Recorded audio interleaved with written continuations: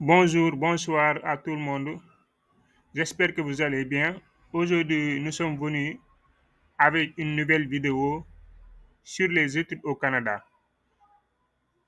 Comme vous le constatez, vous tous, la majeure partie des étudiants du monde, quand ils décident d'aller à l'étranger pour poursuivre leurs études, ils préfèrent choisir généralement, et la majeure partie d'entre eux, de choisir le Canada comme étant leur destination d'études.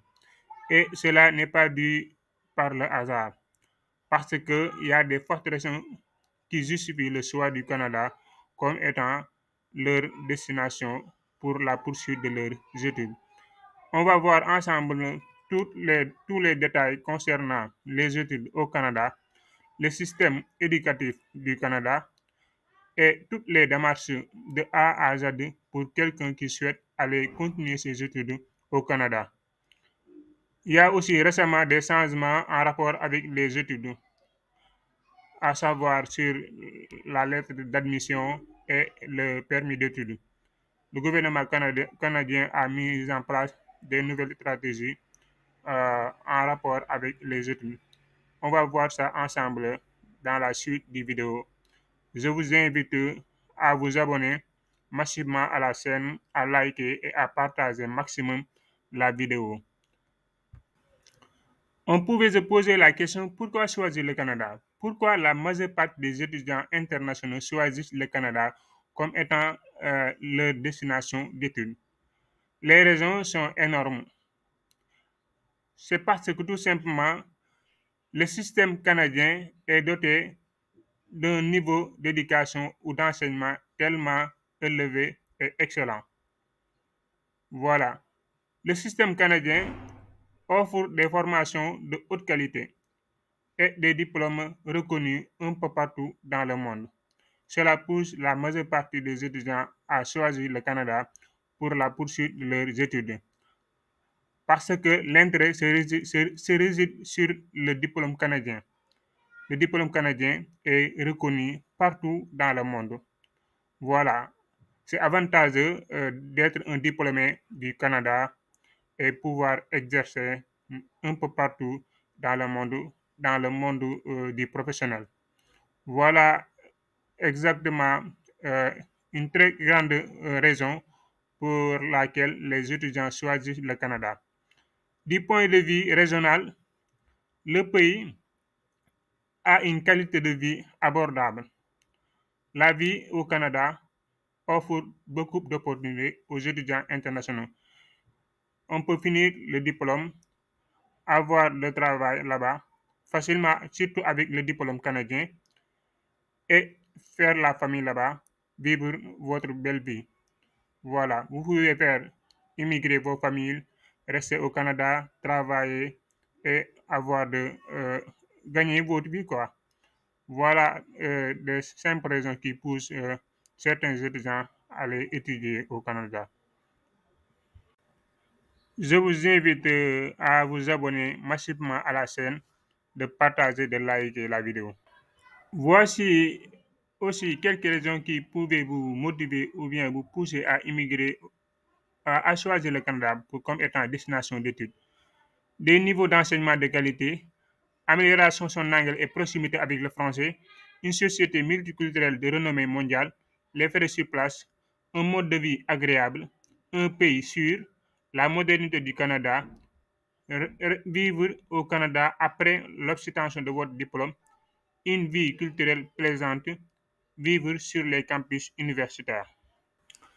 Les démarches à suivre pour votre projet d'études canadiennes. Il faut prévoir un budget pour le paiement de votre frais de scolarité et avoir une source de revenus régulière qui pourra vous permettre de payer vos études et le recueil de vos diplômes et attestations d'études. Comment planifier vos projets d'études? Vous pouvez commencer par faire beaucoup de recherches sur le système éducatif du pays auquel vous voulez étudier, planifier vos budgets et financements, recueillir votre diplôme et relevé de notes et attestations, et choisir la région de l'université et de l'environnement où vous allez ou bien où vous souhaitez aller étudier. Maintenant, après avoir planifié vos objectifs et vos projets d'études, la première étape à faire, c'est de demander une admission, faire une demande d'admission dans une école ou université. Maintenant, la demande d'admission nécessite quelques étapes à compléter, soit en ligne, soit en dépôt présentiel, si vous avez quelqu'un ou un ami au Canada. Voici la première étape, faire la demande d'admission. On va faire encore d'autres vidéos pour les détails sur la demande d'admission, comment faire une demande d'admission dans une université. La prochaine étape consiste à faire une demande de CAQ, le certificat d'acceptation du Québec, pour les futurs candidats du Québec, de la province de Québec. Si vous n'êtes pas intéressé par la province du Québec, vous pouvez sauter cette étape. C'est uniquement pour les futurs étudiants ou futurs candidats de la province du Québec. C'est un document euh, obligatoire pour compléter votre demande de permis d'études. La dernière étape, c'est faire la demande du permis d'études.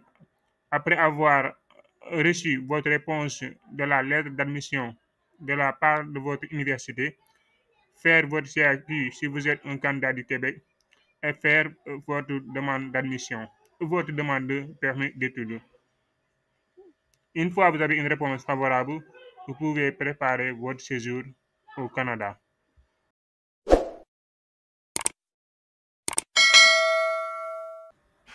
Vous savez que le Canada est le deuxième plus grand pays derrière la Russie, est situé en Amérique du Nord et accueille chaque année un chiffre important d'étudiants internationaux. Maintenant, avant d'énumérer les changements liés aux études au Canada, je vais faire un petit rappel sur le système éducatif canadien. Au Canada, il y a ce qu'on appelle la maternité. C'est pour les enfants de 4 ans à 5 ans. Après, il y a la primaire, puis la secondaire et il y a enfin l'université. Au niveau de l'université, il y a principalement trois types de diplômes répartis en trois cycles.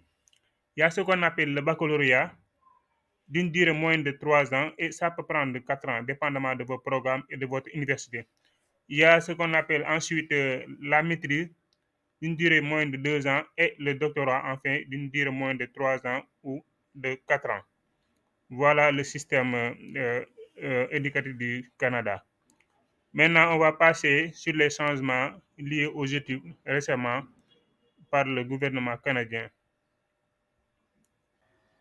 Il y a quelques mois de cela, le gouvernement fédéral du Canada a constaté qu'il y a des fraudes et des arnaques sur les lettres d'acceptation des universités, les lettres d'admission des universités.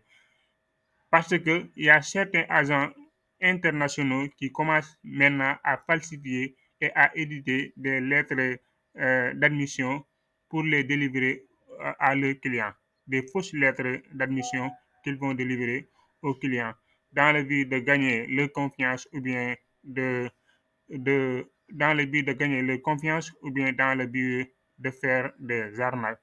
Maintenant, une fois que le gouvernement a constaté ça, il a mis en place des dispositions pour arrêter tout cela. Maintenant, vous étudiants, soyez prudents parce que l'agent qui est ici en Afrique ou bien un peu partout ailleurs dans le monde peut faire tout ce qu'il veut faire.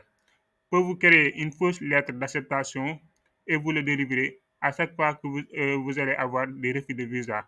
Vous pensez que c'est une faute de la part de votre ambassade alors que vous n'avez pas une bonne lettre d'admission.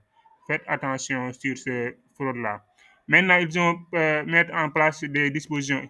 Ils ont dit que vous savez que autrefois c'était l'école qui vous délivre directement la lettre d'admission. Maintenant, désormais, à partir de l'automne 2024, ils ont dit la lettre d'admission de l'université sera directement envoyée à l'immigration. Maintenant, c'est à l'immigration de vérifier et de faire ses enquêtes, recherches est-ce que la demande est correcte? Est-ce que la lettre là, elle est valide? Quoi. Maintenant, c'est ce genre de dispositions qu'ils ont mis en place. Mais avec toutes ces stratégies-là, vous devez faire attention aux agents que vous faites confiance. Parce que l'agent peut à tout moment créer, falsifier ou bien même inventer une lettre d'admission qu'il va vous délivrer. Et vous, une fois à l'ambassade, vous aurez à chaque fois des refus de visa. Alors que c'est votre responsabilité de regarder bien les agents que vous faites confiance. On est arrivé à la fin de la vidéo. Nous vous rappelons que dans ce chaîne, nous parlons de technologie et informatique, éducation, immigration et actualité. Nous vous demandons d'abonner massivement, de liker, de partager les vidéos pour ne pas manquer les prochaines informations. Merci.